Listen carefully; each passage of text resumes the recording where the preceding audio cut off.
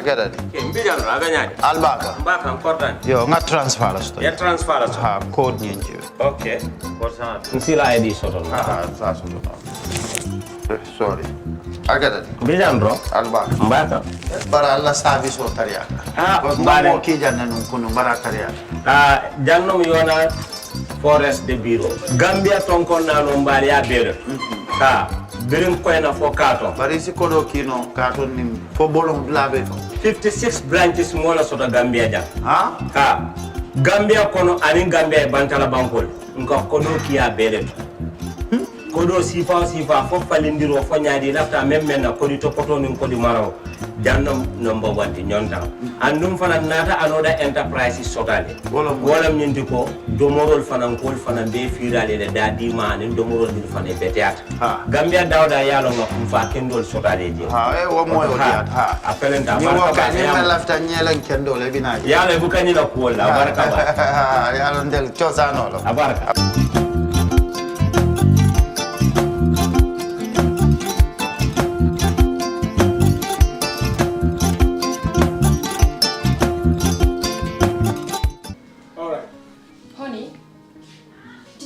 Him that the last time he sent the money, it was not enough to buy all the provisions.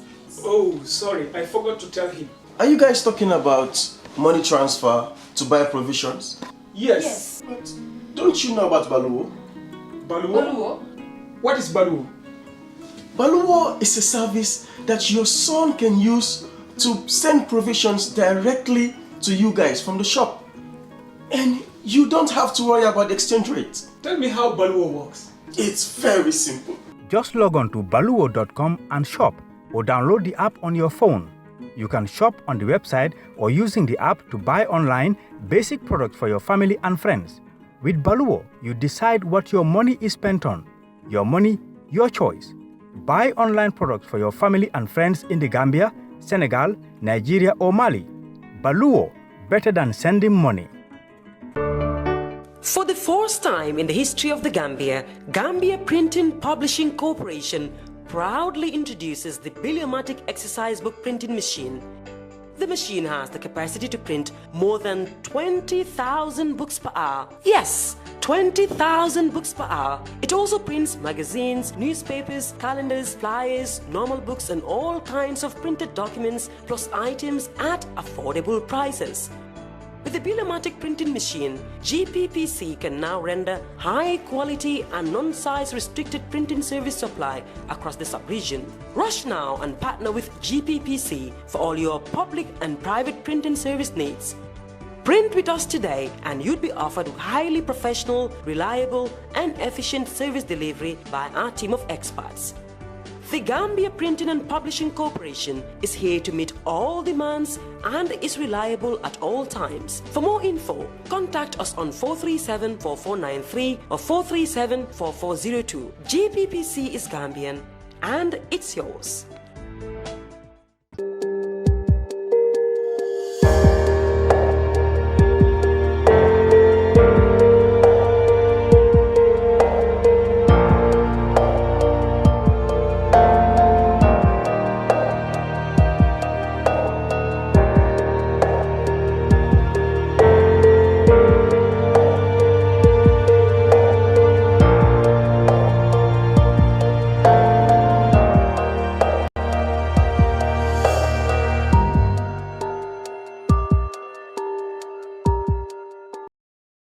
To the brunch, I'm Lamin Cham, and let me begin by wishing our Christian brothers and sisters a very, very enjoyable Christmas, and to everybody, of course, a happy New Year 2024. Well, I mentioned the New Year, but this program will reflect on the past 24 months, that is 2023. There have been tremendous developments in the political, economical, and even in the legislative calendar over the last 12 months. And I will try with my panelist, Demba Ali Jao, former Minister of Information and veteran journalist, to go through some of those things and do our perspectives on them. If you also have contributions that you think you can do, you can text us just below the commentary box.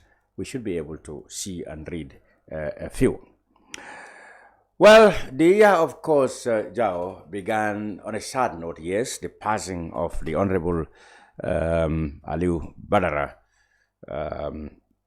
former Vice President, who passed away beginning of the year. He was somebody you knew very well, and he had really had very, very big programs when he was appointed Vice President and actually started implementing them. But then, of course, the cold death, or the cold hands of death, snatched him from us.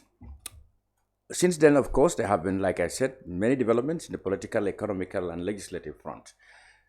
Let me begin by welcoming you and wishing you a Happy New Year in advance. Thank you, Lamin, and I also wish you the same, and we'll wish all the viewers, your audience, a Merry Christmas and a Happy New Year in advance. Good. Let's begin in the National Assembly, and this one is the much recent extraordinary session, which drew a lot of attraction, given the fact that there were bills introduced. One of them proved very, very controversial, and that is the former president's bill. In the bill, we were told that the government wants, a huge package and pension for ex-presidents, including, of course, salary, same as the existing or the sitting president. Of course, we learned that was slashed to 80%. 2 cars, a compound if there is any, repairs and maintenance, gardeners, cooks, tickets for holiday for the president and his aides, etc., etc. Eventually, though, it got passed, surprisingly. Are you surprised about that? And what do you make of that bill? Honestly, I was not surprised that it was passed. Here you are talking about numbers. Those who support the president are definitely more than those who don't support the president in the National Assembly. So I wasn't definitely surprised that it was passed. The bill, I think it was quite unfortunate. In the very first place, why was it given that certificate of urgency?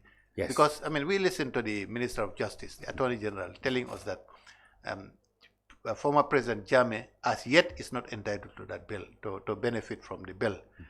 So why then the urgency? Because apart from Jammeh, we don't have any other ex-president in this country, a living ex-president in this country. So why was it that certificate of urgency when there were more important bills? We've seen the anti-corruption bill has been there since 2019. Almost 4 years. Passed. 4 years. It has been lingering there, and there are also very other important bills that have been lingering in the National Assembly. But why a certificate of urgency? I think that was the most, disappointing aspect of that bill. Definitely. Okay. Yeah. All right, but then you mentioned why the certificate of urgency. People said that for that very reason, there seemed to be a link between the bill and the political future of President Adama Barrow. People suggested that he probably is thinking of leaving in 2026. Well, of course, there are signs. Well, of course, it's an indicative of something about to happen. If we see that but even that, I don't think it was necessary. He still got about more than 2 years. Yeah, to 2.5. So. 2.5 years to go. So there was no need for a certificate of urgency, whatever the case. I think the reason why they put a certificate of urgency there, they didn't want to give opportunity to the National Assembly members to scrutinize it and maybe come up with amendments. Because with a certificate of urgency, they had just a few days to look at the bill and then deal with it. So that was it. That was all the more reason that the government wants the bill to be passed as it is. Yeah, exactly. Now, who in the government will be more interested in such a bill? Well, of course, as you said, because there's only one man who can be at the moment a former president. Yes. Definitely, it's President Barrow. So it's possible. It's an indication that probably he's not going for the third term. It's possible. It's likely as well. And why do you think he may not go for the third? Probably there are a lot of other reasons. One of the reasons probably is that he's seen. During the last 3 elections, like the National Assembly elections that follow the presidency. Yes, the local government election as well as the mayoral elections. The the opposition performed much better than the NPP, the ruling party. So probably he thinks that if this trend continues, then he cannot win the next elections. Probably that is one of the reasons why. And maybe there are other reasons as well. But could it also be that he had contemplated that, okay, come on, maybe if I go out 2026, like they said in idioms, leave the stage when the applause is louder, like you said. He believed that there can be a lot of uncertainty beyond 2026. Yeah, that is another possibility. And the fact that his greatest ally in the region, Macky Sall, is leaving the stage. That's another reason why. That could be another reason. Yeah, that could be another reason. And probably, he's seen that ECOWAS, the regional organization is definitely not keen on encouraging its members to go for a third term. Probably all those issues have contributed.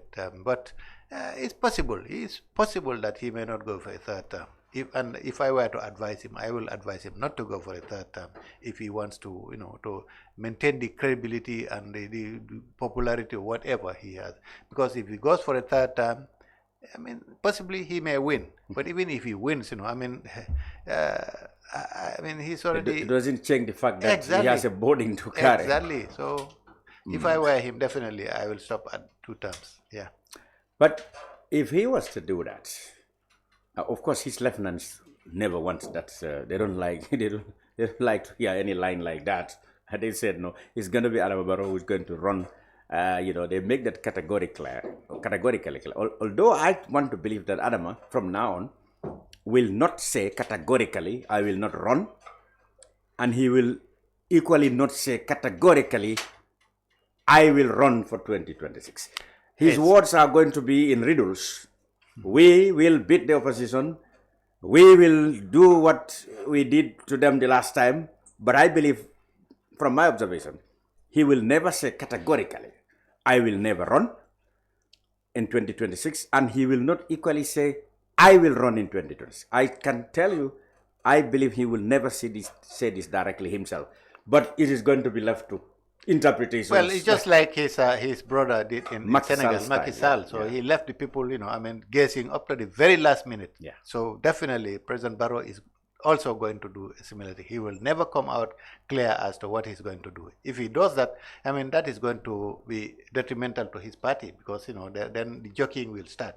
So he's going to keep them in the dark and keep the whole country in the dark up to the very last minute before he would announce his intentions. Yeah, I have no doubt about that. Could it also, because like you said, third-term business is not popular within the ECOWAS district. Macky Sall was a stumbling block because he was the one who was entertaining. And I must congratulate you here because when we met here a number of occasions, everybody said you are naive to say that Macky Sall will not run. At the time, there wasn't any signal, no sane person except you, was thinking along those lines. Honestly, I had always insisted that, I don't think Macky was going to go for the third term. Because what people didn't believe that you had a strong conviction. Your convictions were based on concrete things. And my convictions were based on his democratic credentials. I thought probably, despite all the other negative things you may talk about him, at least he's been trying to nurture democracy in there. And, from that, I was definitely convinced that he was not going to go for the third term. Yeah. Well, you said democratic credentials. Now that is in court, but we will come to Senegal later. Yeah. Let's concentrate on the Gambia. Okay, the government just as recent as 3 weeks ago said they launched what they call was the security sector, whatever. They believe that a lot of things have happened in terms of security sector reform. Critics said not much has happened.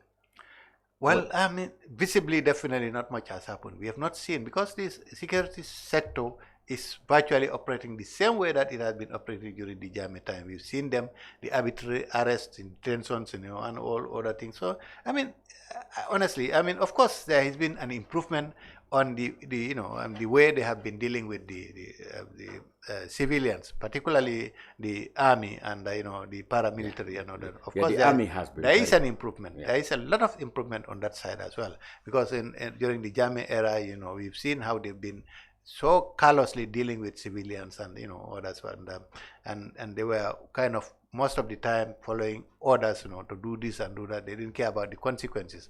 But now, things definitely have improved very, very, very well, But whatever the case, I think I think definitely there has been an improvement, but it's not very, very visible.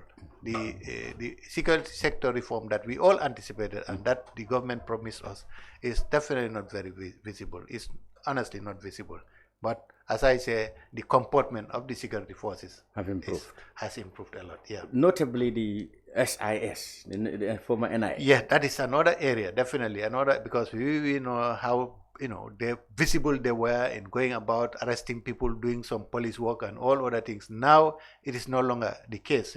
They are just confined to their place, probably concentrated on intelligence rather than doing other things that were not their area, like police duties and other things. In the past, somebody can even have you can have a loan with somebody and then he will go and take you to the NIA and they will come and arrest you and deal with you. Matter. That was the bad part of it. But again, the comportment is good, but the reform is definitely not visible. Yeah. Good. Okay, let's move on to the economy. The government said in the coming year they expect to have more taxes. They deny that they will increase taxes, but they say they're going to expand the coverage so that areas that have not been captured, they believe, if captured, will increase the tax base. But critics have said what they intended actually was to increase tax. Well, either directly or indirectly, but what they are talking about is definitely increasing, taxes and duties and whatever. Because if you increase the prices of, things like passport and other things, definitely you are kind of broadening the tax base. It's an increment of tax, the tax base, and hospital consultation. Exactly, and all those things. If you increase them, definitely you are kind of piling more pressure on the poor people of this country, because most of them cannot afford it. The economy has definitely not improved as far as their side is concerned. And if you increase what you collect from them, there is no other way you can call it but increasing the tax base. Yeah. Well, they said they needed those monies to depend on ourselves, to depend less on foreign aid. The president said if we want to depend less on foreign aid, we have to generate money for ourselves, and that means paying for taxes, paying for things. But like you said, many believe that people have already been taxed enough, and then additional tax is only going to cause more poverty and more economic crisis for the population. That's no doubt about that. The people of this country have been taxed so highly that, I don't think they can squeeze anything else from them. But as I said, the government is still kind of on a fundraising drive and, getting it from the people. But if you look at the budget, some of the things they are budgeted for, is it really worth meet the people's store? Increasing the amount from 10,000 to 10 million to 30 million. It doesn't make sense. As far as I always keep on emphasizing that during the Jawara era, for instance, it was necessary for the government to be organizing annual tours of the country because the road network was poor. Okay. Then it was difficult to reach certain areas of the country. But now that the road network is much better, then I think President Barrow or any of his ministers can rush to any part of the country within a few hours and do whatever they are doing there and come back. You don't need to organize these jamborees, annual jamborees of, and it has been transformed into a political jamboree whatsoever. Because during the Jawara era, we used to see heads of departments and, other government institutions going with the president and then, talking to the farmers and talking about issues, policy implementation and other technical issues. Nowadays, you don't see any head of department talking.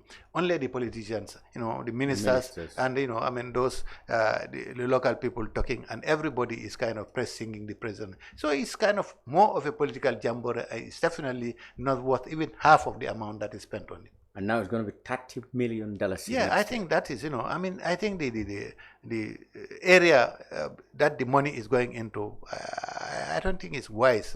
Some of these things we could have made a lot of savings rather than, expecting the money to come from the people, use the budget to allocate some of those amounts, but honestly, I mean, the amount of money being allocated to the office of the president is just too much. It's just too much. It's unnecessarily too much.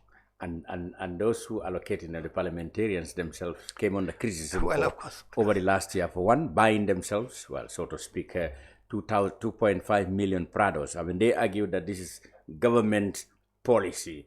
This is just like car loans or building loans as is obtained in other sectors of the government. So this is not new. And then if they want durable cars to be able to track, their constituencies, they will have to have very good cars. So that's how they justify this thing. But 2.5 million people said that is way too extravagant when you can get cars that are cheaper. That is quite true. Definitely, it was too much. It was unnecessarily expensive for for people to ride on such vehicles and go and visit people who hardly can afford 3 square meals a day. I mean, you go to the areas, some of the constituencies, you see how naked poverty is there, and then you are riding in that expensive vehicle. I think there is a contradiction somewhere. I mean, it is definitely unnecessary. And honestly, I think our representatives of the people should have been much more modest than they are right now. I mean, and you look at the allowances, some of them. Yeah. Despite even the expensive vehicles they are riding on, they are still being paid. I mean, it's transport allowance. Really? Well, Yeah. I mean, car allowance or whatever. Right. So the amount of money they are paying for those vehicles is getting back to them. So it's virtually, I mean, they are giving those free because they are still enjoying, I mean. And actually they are paying only half of it. Yeah, well, even that part, half of that amount, when they are paid their car allowance, but fuel and all of that. They said they are paying half of it, but who pays them in the first place? Well, I mean, honestly, where did the other half come from? Yeah, I mean, I both come from there is an element of greed in what is going on, in the National Assembly, because they have the power to vote for themselves, whatever they want. Nobody can challenge them. I think they are going about doing it. I mean, can you imagine? So at the end of the day, the speaker goes home with nothing less than 500,000, $500,000 per month. Nearly. I mean, per month. Because or at least half of that. Sitting allowances. $250,000. And you can imagine, every sitting they are paid sitting allowance. Yeah. Look at the television during sessions and see. Less than half of the members are in the chambers. Yes. Everybody has gone out to look after other personal issues. Things. Nobody's interested. I mean, they don't seem to be interested in, just look at the television and see, during debates of the National hardly Assembly. a full house. Less than half of the members are always in the chamber there. I mean, it's a shame. And nobody seems to be doing anything about it, because we expected the speaker to have very, strict rules as to attendance. Yes. But it appears it's not there. They just come and present themselves and disappear. Go and look after other personal issues. Or traveling with ECOWAS Parliament, Pan-African Parliament, honestly, Commonwealth Parliamentary Committees, etc. It's really a shame. We don't expect that people who claim to represent the interests of the people be behaving that way. Honestly, I think they need to look at themselves. Okay, another big issue have been, and is still raging, that is the big problem between the councils and the central government. Of course, the year began with the KMC problem not resolved, or maybe partially resolved, because the CEO then, who was suspended by the council, was, so to speak, forcibly escorted back to her office, now transferred, deployed somewhere. But a similar thing is just rearing its ugly head in Brikama, where more than 90% of the councillors has to be barricaded into police detention, at least for a day or so, for allegedly seizing the car keys of the CEO. Well, of course, this came in the aftermath of a bitter row and suspension by council resolution. And then, of course, position taken by the local service commission to say that these people should go back to work, etc. So it looks like everything is just political. I mean, the governing National People's Party lost elections in Brikama and KMC, and people are saying that just because of that, the two sides have failed to accommodate each other and work for the national interest. Who do you blame for this fiasco? It is definitely an unfortunate situation, and as far as I'm concerned, it's quite indicative of the lack of political will of the government to fight corruption here.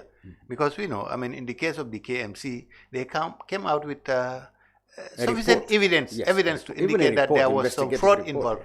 And I mean, the CEO being the head of the administration of the council, definitely, I mean, she could not have been blameless in this particular. But we've seen what happened. They even had to break a particular door to get her in there to sit down, forcing her, I mean, on the council and other things.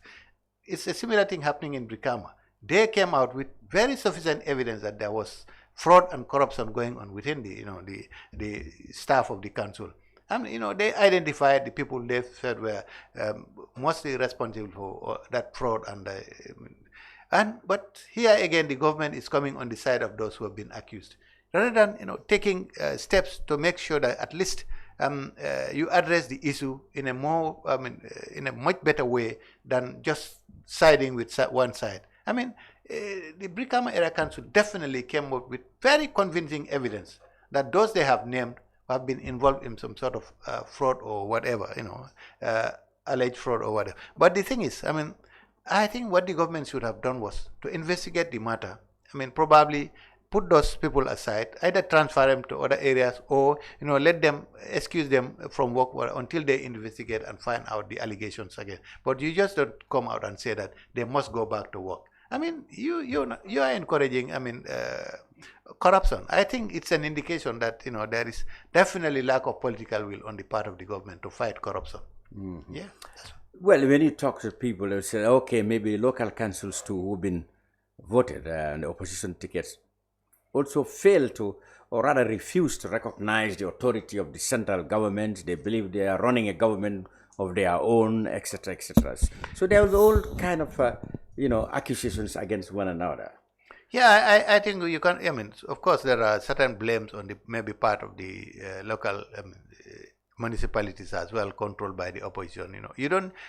I think cooperation is the watchword here. Let them cooperate with the central government and see how best they can be able to. But the government also make it very. I mean, I think there is need to revisit the Local Government Act to empower the local governments. Here, you have all these government agents, government officials being posted into this area. They are virtually running things on their own without, being controlled by the council, those elected council people. I mean, and I think there's something wrong with the Local Government Act, and it needs to be revisited, because I mean, local government and central government must work together in order to serve the people. Yeah. But if you want to say because we are central government, we have all the powers, we can impose anything on the local government, it doesn't work that way, and it appears that is what is going on right now. Right. They need to cooperate. They don't need to do things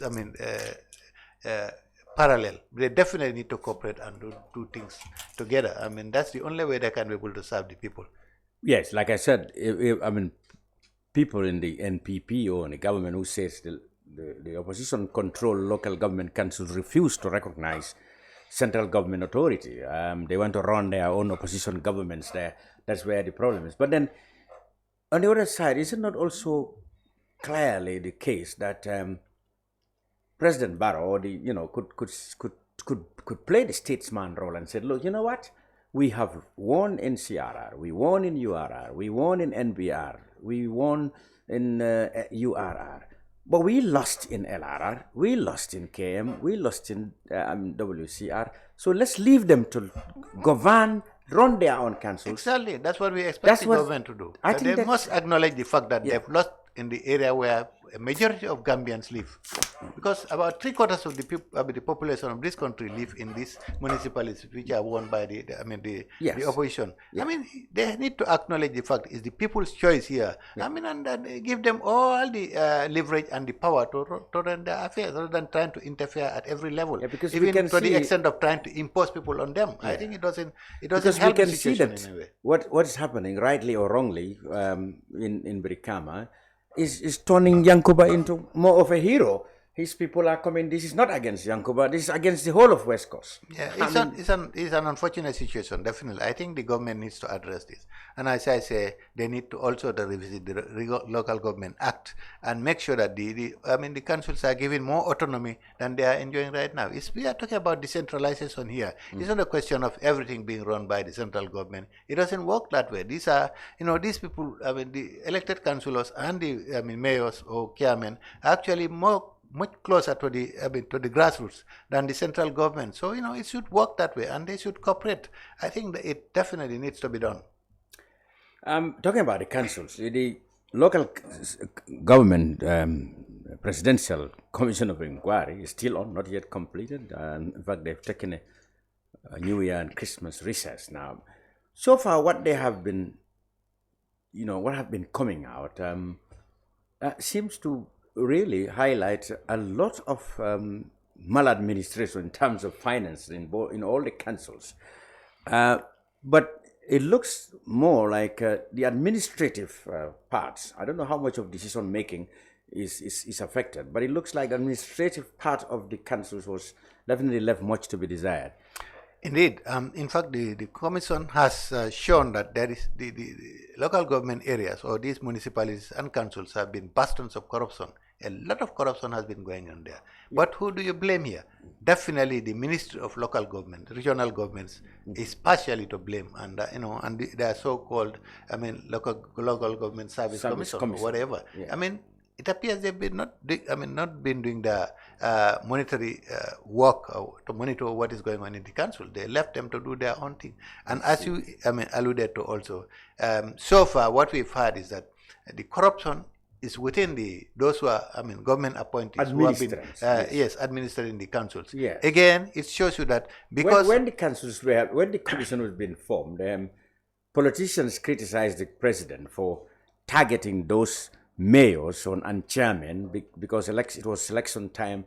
The council was meant to discredit them so that they can lose the confidence and the trust of the people. I have no doubt. Even though the commissions came a little bit too late for those elections, but from the revelations, it looks like the administration, which is, like you said, government appointed, in fact, are more to blame for what we have seen so far. Yeah, I have no doubt that the initial objective of the commission was to try and kind of make the... Oh, so you believe that? Yes, that the initial objective of the commission definitely was to make the opposition control mayors very and chairpersons very to discredit them somehow, so that it will eventually affect them in the forthcoming elections. Yeah. But unfortunately for the government, everything seems to point out to their side of the story. As you said, the corruption that we have seen, we have heard of, in the commission, are actually virtually all, hardly any chairman or mayor has been mentioned so far in this corruption. It's only those who have been appointed and posted there by the government. Again, it shows you that, because those who have been appointed by the government and posted to the councils are virtually controlling the monetary aspect, the financial aspect of the councils, and then kind of there is a complete layoff as far as the chairpersons and the mayors are concerned. They have not been, the others have been running the show for most of the time, particularly the financial aspect, and the financial director, CEO, and it shows you how revenue corrupt collectors, these councils they have been bastions of corruption.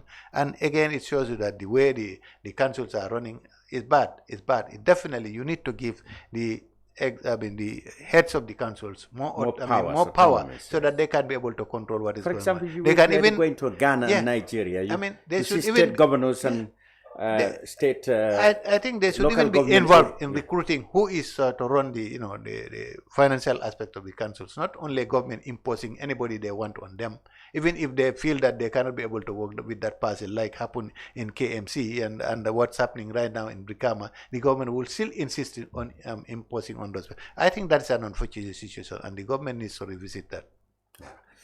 Okay. What about still in the local government, the appointment of area coordinators? Well, you mean in Banjul and yeah. Again, the government seems to be running away from the responsibility here, because what we expect the government to do is to kind of, empower the local government elected officials. But here, instead of empowering those people, they seem to be getting people to actually kind of control them. There seems to be, trying even more, bringing in more, things that would be able to control what those people are doing. I think that's not the answer. It's definitely not the answer. I'm not sure that these coordinators will achieve what has not been achieved in the present dispensation. definitely, I'm not sure about that. As far as I'm concerned, it's just a question of wasting more money, because if you create these coordinators, you are creating a whole bureaucratic office again with employees with a lot of money putting in it there. And I think if they had kind of decentralized more, given the councils more autonomy, they can be able to run things more efficiently than is the case now. And I'm not sure that the coordinators can impose such kind of things on the councils. I see. All right, we move on to other areas. In the past year also, there have been a lot of, I would say, health crisis of some sort. But then there was a lot of children supposedly died because of alleged consumption of syrups that are contaminated, imported from India. The government launched an investigation. We ran the sacking, if you like, of the head of the Medical Control Agency, the suspension of license of individual importers, etc. And now, victims going to court, and the government now prepared to settle it out of court by compensating the families of the victims. How did you see the whole the acute kidney injury, that affected the children from consumption of this medicine? Yeah, I think how again, was it well handled or what? I think again, it shows you where we've got our priorities wrong. The Gambia by now should have had its own laboratory to be able to test medicines that come into this country. Honestly, I think they could have done that long time ago. But at the moment, we depend on the goodwill of the exporters of those drugs, wherever they are, the origins. That's where they tell us that these drugs are okay. We have tested them, and there is no way we can verify that. That shows that wrong priorities, and I think the government should definitely prioritize that so that we can get a lab where those things are tested. Well, that was part of the That's part of the recommendation. Yeah, it came too late. But for those children who have died. And now, as just at the corner here, I see movement of art in that social security property that was meant for a hospital all along. Now there is a lot of movement, and they said they are building. That lab you're talking about, it's now been built here at the turntable. Yeah, I think it's very, very important that we get that. It's not only for medicine, but even food. Food also needs to be, the important foods need to be tested as well, so that we know that they are actually fit for consumption. But, at this, of course, it's good that the government is thinking about doing that thing, but it's a bit too late for some people who have already died, children, as well as others who have died from food poisoning and a lot of other, things of that nature. So and the investigation too also revealed the conflict of interest in that. Okay, here is how it goes.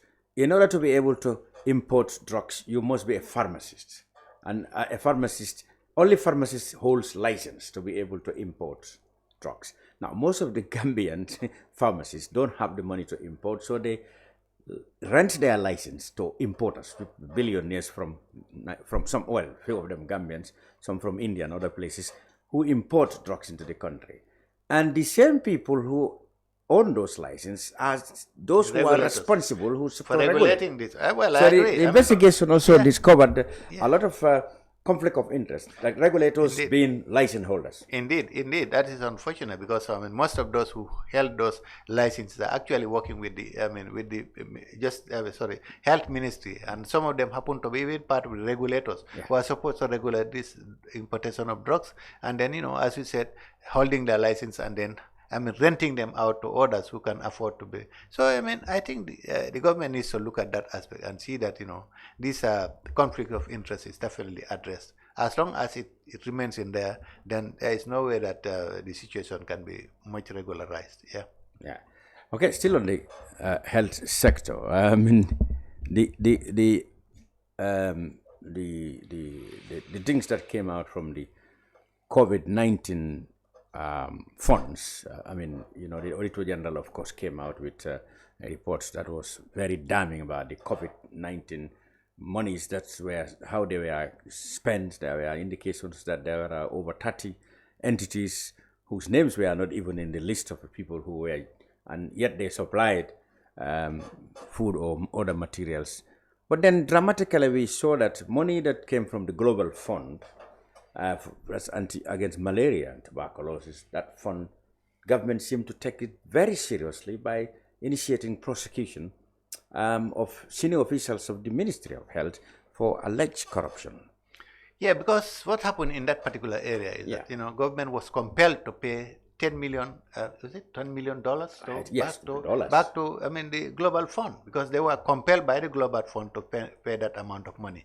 And that 10 million, somebody has to account for it. So government has to look at, I mean, they had to vigorously look at as to who is culpable here. That's why they have, I understand they have taken certain individuals to court on that area. But there are similar situations in other areas, but because they have not been compelled by anybody to pay any amount, you know, I mean. And then of course, Global Fund said their future help depend on it. Exactly. So government was compelled to pay that amount of money, and they have to find out where the money has gone to. I mean, that is the situation. But there are similar situations where money has kind of... And that's our own money. That's it. It's our own money. So nobody seems to be serious with how our own money is Exactly. spent. Because a good example, for example, is the... petroleum, Gam Petroleum saga, when millions were said to have been squandered. Certain people were, you know, taken to court. But the government said they prosecuted and failed. The court freed those people. Now, what has happened to the money? That has this way.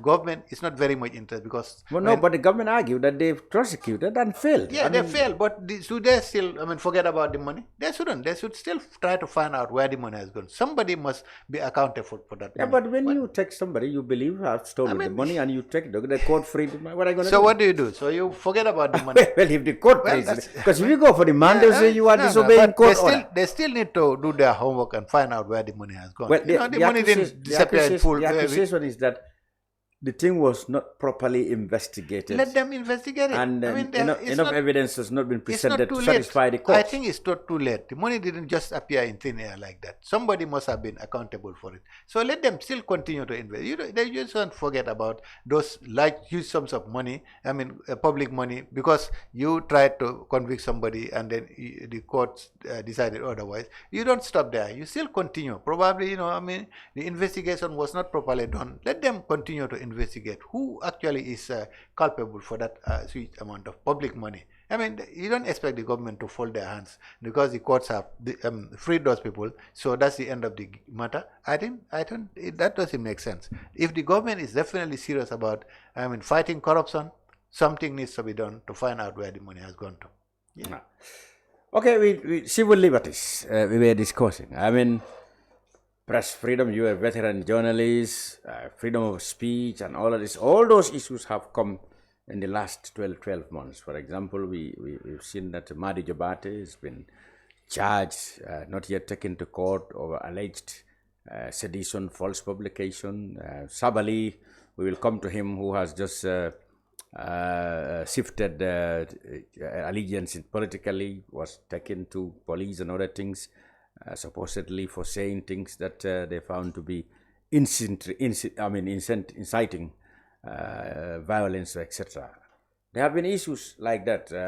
People who've been followed and because of what they said, and we said in our constitution and the government made a lot of pronouncements, commitments to freedom of expression, freedom of speech, freedom of association. But how much of this, if there is any, have been breached by the government itself over the last 12 years? I think there has been a lot of improvement. Yeah, of course there has been a lot of improvement on the area of press freedom in this country, you know, freedom of expression and other things. I mean, honestly, we cannot imagine some of these things happening under the Yahya Jammeh era. You know, a lot of improvement, and of course, we can say thank you, not to the government, but to the people as well, as for insisting that their rights must be respected. Of course, there are some, signs in the air which are not very encouraging. We didn't expect that from the government. We've heard about, you know, the threats made by President Barrow, against certain media, and I'm mentioning them by name. Yeah. We also see, you know, what has happened to certain media workers like Bora of Kerfatu, and also, we also saw what happened to that Mankajang fellow, who was trying to investigate about the murder of the PIU officers. You know, a lot of other things that actually are not very encouraging as far as the press, the freedom of the press is concerned. But I think the government needs, I mean, we all have to learn from some of these little mistakes here and there. I think the government needs to be, encourage the media to do the work. They are doing their very good work at the moment because the new dispensation, I mean, is giving this open the space for it. But you know, some of those little things here and there are not definitely encouraging, unless that the government is learning some lessons from it as well. I'm talking about press freedom, where we talk about also the freedom of speech. You know, it's larger than press freedom, because we've seen people who are not in the media, yet they have been picked up for allegedly saying things that the government found to be insightful. Well, of course, when we say freedom of speech, we are talking about freedom for everybody in the country to speak their mind, as long as they have not violated the law. I mean, that is the freedom of speech. As you say, it's well beyond, I mean, the freedom of the press. I mean, that's just one aspect of it. And of course, I mean, there have been examples. We've seen Madi Jobate. I mean, we've seen that happened to Mamadou Sabali and all others. So probably for Mamadou Sabali, he's now in a safe corner. So probably he will never again be invited for this kind of question. But if you look at all those things, like, I mean, government argue that Mamadou Sabali, is it that we have this, we have these laws? Only these laws are only applied if somebody is in the opposition. Do you expect? Okay, we wanted to reserve it for lasting, but then we must have to come to the Mamadou Sabali thing now. You've written a piece on it. You were wondering whether Mr. Sabali can really actually do the transformation from a very useful opposition tool to become a very useful government or governing party tool. You were wondering whether the same person can do this. Well, Mamadou Sabali said he has been invited by President Barrow, and he is going to contribute to the development of the country. How he can do this, you were wondering yourself. Yeah, that's true. But probably Sabali is capable of doing those kind of, because we saw during the Jammeh era, you know, the role he played. In fact, he was very critical of UDP at one time. Yes. And then suddenly he became a very important member of the UDP. Yes. Now, if he goes to the other side, to the ruling party, probably, you know, he will start castigating the UDP. Probably that is the nature of. He has not so far done that. Well, he hasn't. I mean, he seemed to be very. They seem to be enjoying they are partying now, welcoming him. Probably, you know, it has to take time. Probably they will assign him a position within the party, and then he will, you know, come out. Although it would be extremely difficult for. All that he has been saying against the Barrow and his administration and the NPP, for him to come out, you know, I mean, I think his very credibility hinges on what he's going to say against the UDP, against the opposition, and whatever he's going to say in general, his comportment in general, his very credibility as a politician in this country definitely hinges on those things. So I think he would be very careful as to how he's going to do it. Yeah. You wondered in the piece what might be his motive of doing this dramatic turnover, if you like, and many people wondered. I mean, okay, Sabali was banned by Commission of Inquiry, the Janneh Commission, which said he cannot work. I think it's a life ban. Yeah. That he can hold public office for the rest of his life. Many people thought that was too harsh. And we have seen that these very governments, through the Electoral Commission and through the question, applied that. He wanted to become MP, he could not. He couldn't get any job. And then he, you know, when he was the United Democratic Party, he was still not working on his own. He was working for the party, etc. So could it be that he now felt that he can't continue that kind of life and he must be able to walk? So he said, well, the only way I can walk that is to go to the governing National People's Party, where the president now got new powers. I mean, we are talking about Parliament. There was a bill that was passed there, which is Commission of Inquiry Amendment Bill. This bill now empowers the president to pardon people who have been banned by commissions of inquiries, especially if they had served a certain amount of time. If you hear this bill, the language of the bill on the surface, do you think is tailor-made for people like Sabali? Could this not be the motivation now? It's very, very possible. It's definitely very possible. I mean, Sabali knows that when he goes over to President Barrow and his party, he's definitely going to enjoy more facilities than he's right now enjoying in the. And as I said, even these frequent arrests by the police and other things are virtually going to stop. So, okay, what made you think that this will stop? Because now, so why are they applied in the first place? It means that now those things are only kept for people in the opposition. Yeah, I mean, well, do you think, for example, the case against him will be dropped? It's very, very likely that it would be dropped. You know, I mean, because and his passport record, because there was a time his passport was not even with him. Well, I don't know. I mean, I think recently he traveled. He traveled, yes. Yeah, so that probably was what we have to wonder. He's got back. Maybe that was beginning of the the negotiation. It's all possible. But as you say, it's possible that he's been motivated by some of those things. Like he's been with the UDP and he's still. There is no prospect of him getting any employment within the government. And well, he said he's not been promised, and he did not ask for any. Yeah, as an economist. He, however, admitted been given or rather a car. As an economist, definitely. I mean, most of the economists in this country are actually employed by the government, and it's maybe probably he more prospects in getting employed by the government as an economist than by the private sector. But whatever the case, going over to the President Barrow, probably he's going to get more facilities, enjoy more immunities, kind of, whatsoever. And of course, I heard that he's been given a brand new car. Again, you look at, the priorities. He said a car. The car that's been, the picture of a car that's been around initially was not actually the car that he was given. Well, however, he was given a car. I understand he's been given a brand new car. Well, whatever the case. Not the one that's been, the photo of which has been shared around. Whatever the case, but he himself said he's been given and a then key. You look at it. I mean, some of our police stations are here without cars. When you go and report a case at the police station, you have to pay a taxi and go with the police to your home or something. Yeah. I mean, where are the priorities? Definitely. Okay. I mean, it's okay. Mamadou Sabali probably deserves a car. But, I mean, I think the police stations deserve cars much more than people like Sabali or whoever else.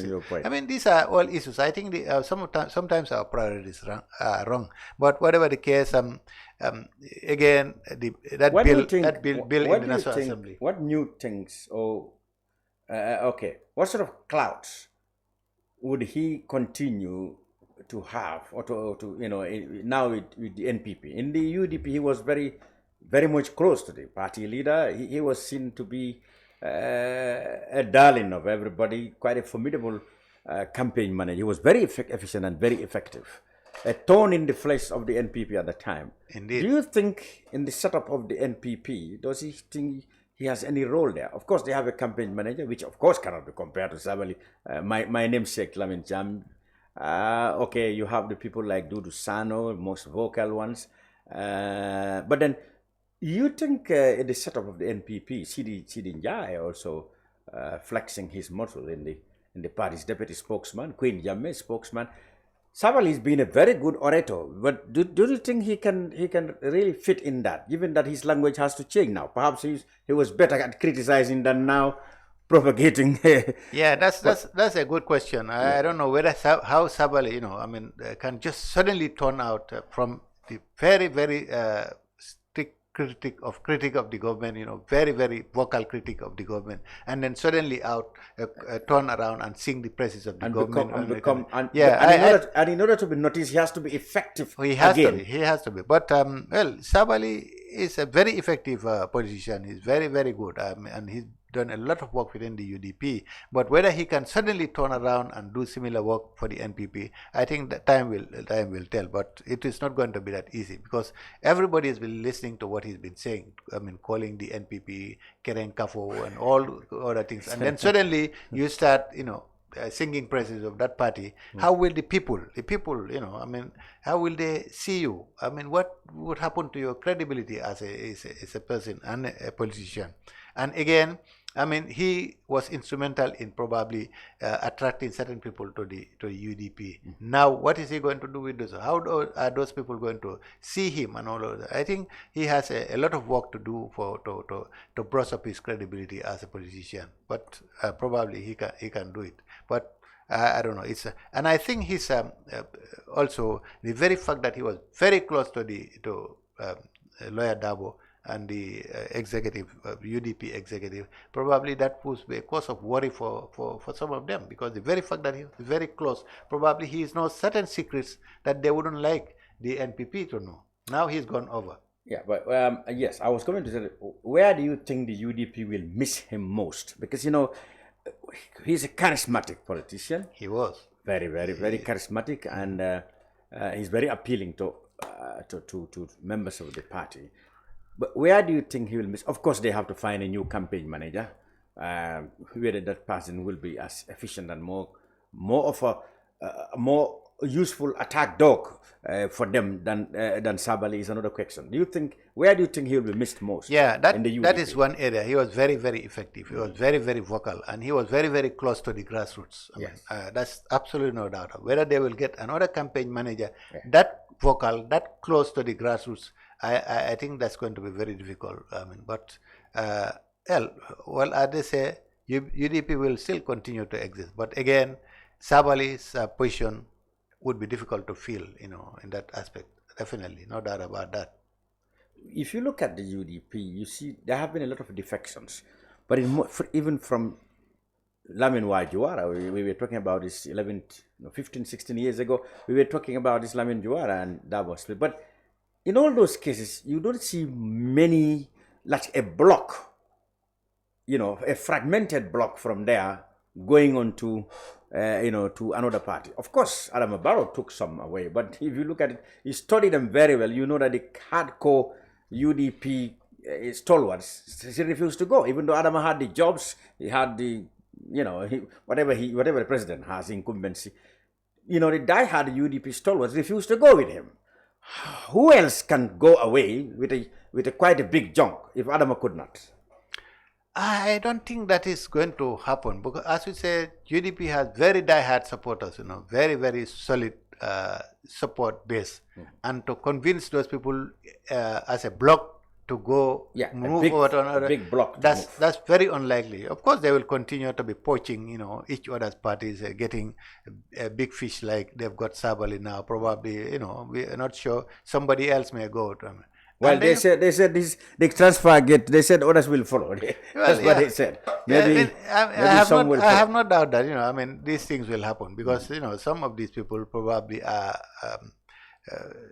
thinking about what they can reap from moving over to the NPP. That's obvious. There are even people talking about Sabally being given a position within one of the local banks or something. It's he said he has not been given any job, and he has not. Well, he has not asked for it. It's all likely. I'm sure during the negotiations, something must have been, offered, or something must have been promised. Probably he would not come out and tell us that, but it's very, very likely that he's going to be given. Of course, something. The lifting of the ban, whatever, is a must. These are just enticing people, and I have no doubt that somebody else, probably very soon or anytime later, maybe would leave the UDP and go to the NPP. But it doesn't mean it's a one-way ticket. There are occasions probably somebody would be frustrated within the NPP and move over. We've heard about our Barrow for 5 years. Ibrahim, sorry. The leader, has gone to the UDP, and yes. There are possibilities also. The UDP would also continue the poaching. It's a Gambian. It's a mode of Gambian politics. They will continue, but. Anyway, Barrow has the money, he has the jobs, he has the, he's using government resources and everything else to entice these people to come over. The very fact that, Sabally, and when he had to be taken to the cabinet office, and the whole cabinet were there, and everybody else, it shows but he seemed to be a big catch. Yeah, well, it's a big catch, but here again, using government resources and government facilities, to play politics and other things. So you see, all those things are definitely not in the interest of the Gambia or governance of this country. Yeah, but anyway, that's the situation. That's the reality in this country anyway.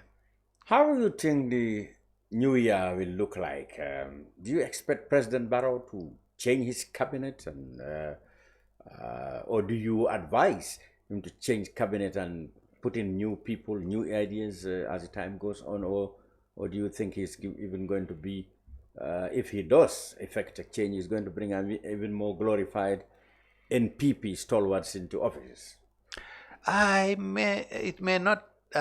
Probably there would be one or two, reshuffle people from You don't the expect cabinet. a major But I cabinet. don't expect a major reshuffle in the cabinet. He seems to be satisfied with his team, and because they are doing what he wants them to do, probably. So I don't think he has any problem with members of his cabinet. So it's not likely to be any major cabinet reshuffle for the year. I don't anticipate that anyway. Let's move on to Senegal. Finally, like I said, when we talk about Senegal in the period leading up to the announcement of President Macky Sall that he's going to contest, you were among very few people who said Macky will not contest. Everybody thought you were naive, because everything was signaling to the fact that Macky wants to contest the 2024 elections, despite people saying he cannot. He said he could.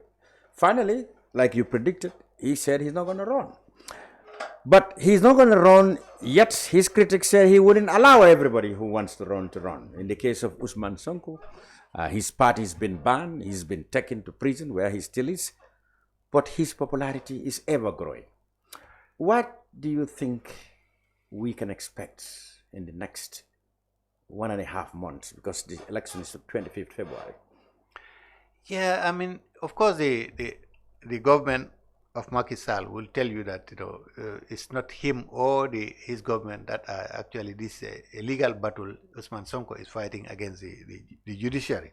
Of course, the reality in Africa is completely different. We know that the judiciary has an element of control from the executive. There is no doubt about that.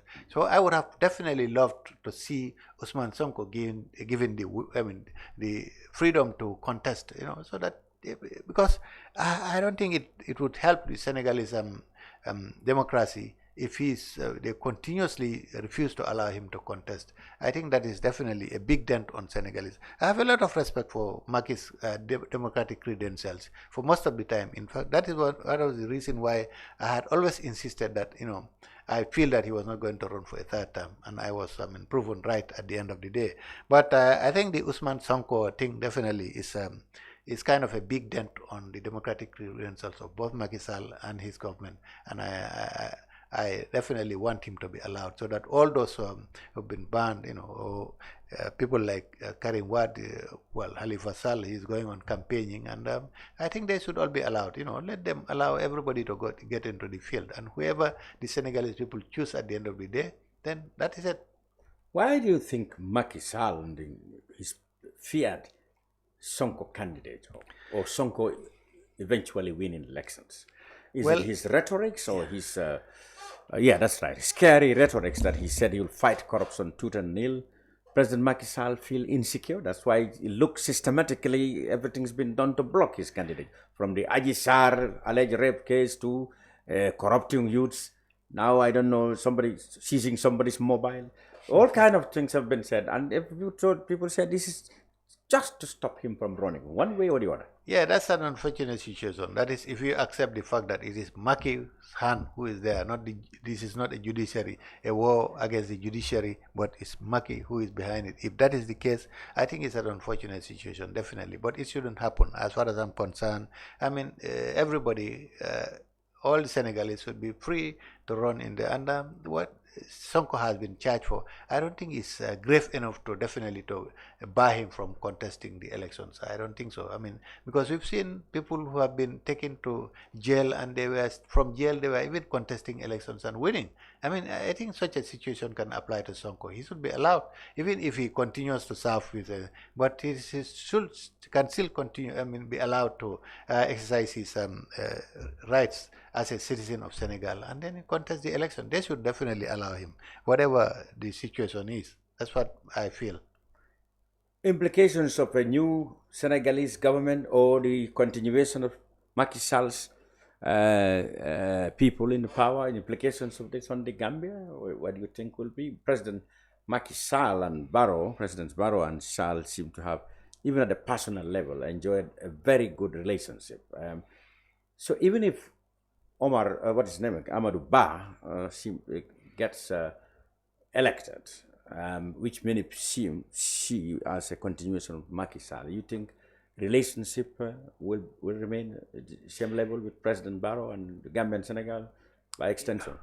Yeah, probably not at the personal level that Macky and Barrow has developed, probably. But I am positive that whoever wins eventually in Senegal, relationship with the Gambia will continue because it's part of their geopolitical, interest, so that the relationship between neighbors should be maintained all the time because it is in the interest of both parties to ensure that there is a good relationship between the two countries because our borders are so porous, and if the relationship is not very good, then we can always be doing things that may not be in the interest of the other party. So it's important. I have no doubt that whoever eventually wins the presidency in Senegal, whether it's Ousmane Sonko, Amadou Ba, or whoever else is going to win, I am positive that the special relationship that exists between the Gambia and Senegal, and I see that some people make mistake about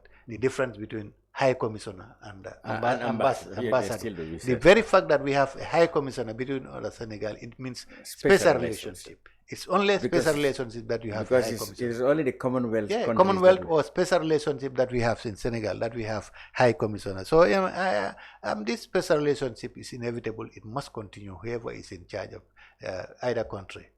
Good. Demba Ali Jao, veteran journalist, thank you very much for being on the brunch. That was Jao's perspective on some of the topics that we raised about things that happened in the last 12 months, that is 2023.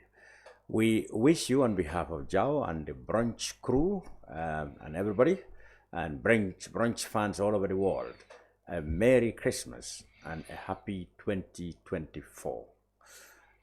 Let's pray that we all remain healthy and wealthy, for those who are wealthy already, and wise.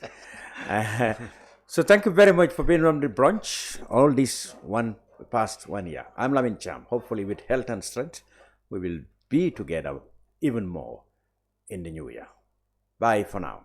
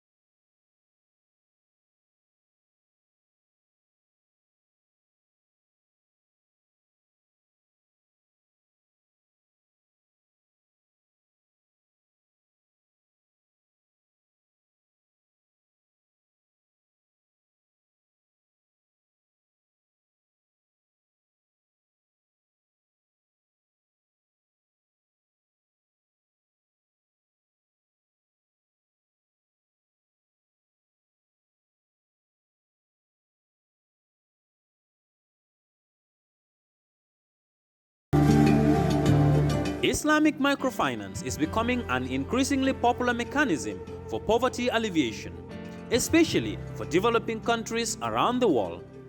This microfinance service adheres to the principles of Islam as a form of social responsibility. Yona Islamic Microfinance is the Islamic microfinance of choice in the Gambia, trustworthy and reliable. At Yona Islamic Microfinance, we provide savings products, current accounts, financing products in conformity with Islam. In addition, Yona Islamic Microfinance also offers local and international remittances, Takaful Fund, management of Zakat, management of Awqaf, trading and investment, and building of strategic partnerships to bring financial services to the doorstep of the poor with donor projects, madrasas, youth organizations, women groups, and farmer organizations. Make a choice with Yona Islamic Microfinance today. For more information on Yona Islamic Microfinance, call 377-2151 or 9832-151 or visit Yona head office at Tipa Garage, Bakote, or visit any Yona branch located countrywide near you.